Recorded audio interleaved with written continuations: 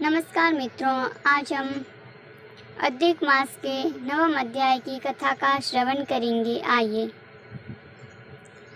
सूत जी बताते हैं कि मेधावी ऋषि की कन्या अपने पिता के निधन के बाद अत्यंत दुख और अकेलेपन में जीवन व्यतीत कर रही थी। उसका हृदय शोक से भरा हुआ था। वह न केवल माता पिता से विहीन थी, बल्कि अपने भविष्य को लेकर भी चिंतित थी।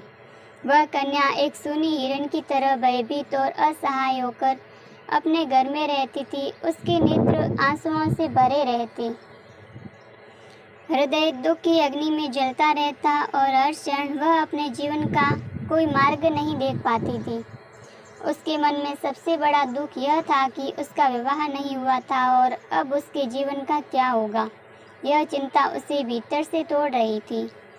उसी समय उसके दुख को दूर करने के लिए दिव्य संयोग से महान तपस्वी दुर्वासा ऋषि वहां पधारे।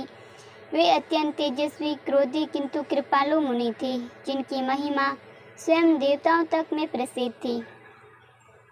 उन्हें देखकर कन्या के मन में आशा की किरण जागी। कन्या ने अत्यंत श्रद्धा और विनम्रता से दुर्वासा ऋषि का स्वागत किया। अर्घ्य, पाद्य और वन में उपलब्ध फल फूल से उनकी पूजा की।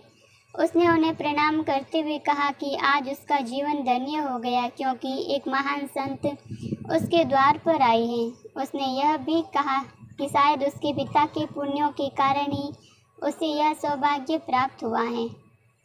दुर्वासा ऋषि उसके सेवा भाव और विनम्रता से अत्यंत प्रसन्न हुए। उन्होंने उसे आशीर्वाद देते हुए कहा कि वह एक श्रेष्ठ कुल की धर्मपरायण और पुण्यात्मा कन्या है।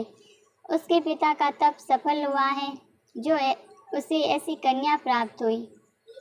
तब कन्या ने अपने हृदय का सारा दुख उनके सामने प्रकट किया।